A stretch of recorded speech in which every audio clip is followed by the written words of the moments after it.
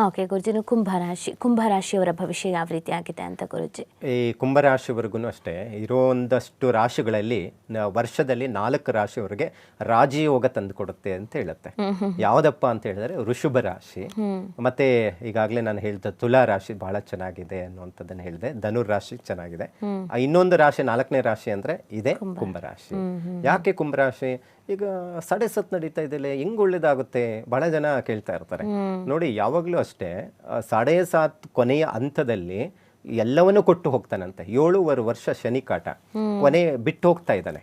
ಹಾಗಾಗಿ ಇವರಿಗೆ ಪ್ರಸ್ತುತ ಗುರುಬಲ ಏನೋ ಇದೆ. ಮತ್ತೆ ಶನಿ ದ್ವಿತೀಯ ಸ್ಥಾನದಲ್ಲಿದ್ದಾನೆ.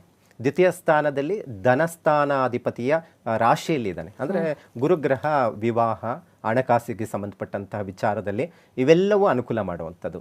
ಯಾವಾಗ ದ್ವಿತೀಯ ಸ್ಥಾನದಲ್ಲಿ ಕುಟುಂಬದಲ್ಲಿ ಏನಾದರೂ ಸಮಸ್ಯೆಗಳಿದ್ರೆ ಅಥವಾ ಕುಟುಂಬದಲ್ಲಿ ಏನಾದರೂ ಪಿತ್ರಾರ್ಜಿತ ಆಸ್ತಿ ವಿವಾದಗಳಿದ್ರೆ, ತಂದೆ ತಾತಂದು ಆಸ್ತಿಗಳಿರುತ್ತೆ, ಪಾಪ ಎಷ್ಟೋ ವರ್ಷಗಳ ಗಟ್ಟಲೆ ಕಾಯ್ತಾ ಇರ್ತಾರೆ, ಅಂಥವ್ರಿಗೆ ಒಂದು ಅನುಕೂಲ ಆಗ್ಬಿಡುತ್ತೆ. ಏನಾದರೂ ಕೋರ್ಟಲ್ಲಿ ನಡೀತಾ ಇದ್ರೂ ಇತ್ಯರ್ಥ ಆಗುತ್ತೆ, ರಾಜಿ ಆಗುತ್ತೆ, ಅಥವಾ ಅದು ಪ್ರಾಪ್ತಿ ಆಗುವಂಥ ಸಾಧ್ಯತೆಗಳು ಜಾಸ್ತಿ ಇರುತ್ತೆ. ಪಿತ್ರಾರ್ಜಿತ ಆಸ್ತಿ ಪ್ರಾಪ್ತಿ ಆಗುತ್ತೆ. ಮತ್ತೆ ಒಂದಷ್ಟು ದುಡ್ಡಿನ ವಿಚಾರದಲ್ಲಿ ಖರ್ಚುಗಳಿದ್ರೂ ಸಹ ಇನ್ಕಮ್ ಚೆನ್ನಾಗಿ ಬರುತ್ತೆ. ಅಂದ್ರೆ ನಮ್ಗೆ ಅದೇ ಬೇಕಾಗಿರುವಂಥದ್ದು. ಯಾಕಂತ ಹೇಳಿದ್ರೆ ಇದ್ದೇ ಇರುತ್ತೆ ಪ್ರತಿನಿತ್ಯ ದುಡ್ಡು ವ್ಯವಹಾರ ಇಂಥದ್ದಿಲ್ಲ. ಆದರೆ ಇನ್ಕಮೇ ಬರ್ತಾ ಇಲ್ಲ ಅಂತ ಹೇಳಿದ್ರೆ ಸಾಲದ ಹೊರೆ ಜಾಸ್ತಿ ಆಗ್ಬಿಡುತ್ತೆ, ಸಾಲ ಮಾಡೋ ಪರಿಸ್ಥಿತಿ ಆಗ್ಬಿಡುತ್ತೆ. ಹಾಗಾಗಿ ಕುಂಭರಾಶಿಯವರಿಗೆ 2026 ಅನ್ನುವಂಥದ್ದು ರಾಜಯೋಗವನ್ನ ತಂದುಕೊಡುತ್ತೆ ಎನ್ನುವಂಥದ್ದು ಹೇಳಬಹುದು. ಹಾಗಾಗಿ ಉತ್ತಮವಾದಂಥ ಫಲಗಳನ್ನ ನಿರೀಕ್ಷೆಯನ್ನು ಮಾಡ್ಬೋದು. ಯಾಕಂದ್ರೆ ಗುರುಗ್ರಹವೂ ಸಹ ಈಗ ಪ್ರಸ್ತುತ ಪಂಚಮದಲ್ಲಿದ್ದಾನೆ. ಮಕ್ಕಳ ಎಜುಕೇಶನ್ ಚೆನ್ನಾಗಿರುತ್ತೆ. ಪಂಚಮ ಸ್ಥಾನದಲ್ಲಿ ಇದ್ರೆ ಪೂರ್ವ ಪುಣ್ಯ ಸ್ಥಾನ ಫಲಗಳನ್ನ ಪ್ರಾಪ್ತಿಯಾಗುತ್ತೆ ಅಂತ ಹೇಳುತ್ತೆ. ಹಾಗಾಗಿ ಕುಂಭರಾಶಿಯವರಿಗೆ ಬಹಳ ಅಭಿವೃದ್ಧಿ ಕಾರ್ಯಗಳು ನಡೆಯುವಂಥದ್ದಿರುತ್ತೆ. ಆದರೆ ಯಾವುದೇ ಕೆಲಸಗಳು ಆದರೂ ಸಹ ಸರಿಯಾದ ಸಮಯಕ್ಕೆ ಆಗೋದಿಲ್ಲ.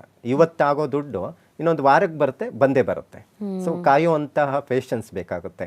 ಸೊ ಒಂದಷ್ಟು ಪ್ರಯತ್ನ ಮಾಡಿದ್ರೆ ಉತ್ತಮವಾದಂಥ ಫಲಗಳನ್ನು ನಿರೀಕ್ಷೆ ಮಾಡಬಾರ್ದು. ಮತ್ತು ಅದ್ರ ಜೊತೆಗೆ ಹೆಚ್ಚಿನ ಮಟ್ಟಿಗೆ ದೊಡ್ಡ ಮಟ್ಟಿಗೆ ಭಾರಿ ಇನ್ವೆಸ್ಟ್ಮೆಂಟ್ ಮಾಡೋದು ತಪ್ಪಿಸ್ಬೇಕಾಗುತ್ತೆ. ಯಾಕಂತ ಹೇಳಿದ್ರೆ ದೊಡ್ಡ ಮಟ್ಟಿಗೆ ಇನ್ವೆಸ್ಟ್ಮೆಂಟ್ ಮಾಡಬಾರ್ದು ಅಂತ 7.5 ಹೇಳುತ್ತೆ. ಮಾಡಿದ್ದು ದುಡ್ಡು ಸಿಕ್ಕಾಕೊಳ್ಳುತ್ತೆ ಅನ್ನುವಂಥದ್ದು ಇರುತ್ತೆ.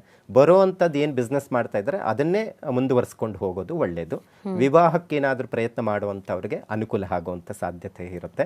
ಮಕ್ಕಳಲ್ಲಿ ಸ್ವಲ್ಪ ಸೋಂಬೇರಿತನ ಜಾಸ್ತಿ ಆಗುತ್ತೆ. ಸ್ವಲ್ಪ ಬೇಗ ಎಬ್ಬರಿಸಿ ಓದಿಸುವಂಥ ಪ್ರಯತ್ನ ಮಾಡಿದ್ರೆ ಚೆನ್ನಾಗಿ ಓದುವಂಥದ್ದು, ಅಭಿವೃದ್ಧಿ ಕಾರ್ಯಗಳಾಗುವಂಥ ಸಾಧ್ಯತೆಗಳು ಇರುತ್ತೆ.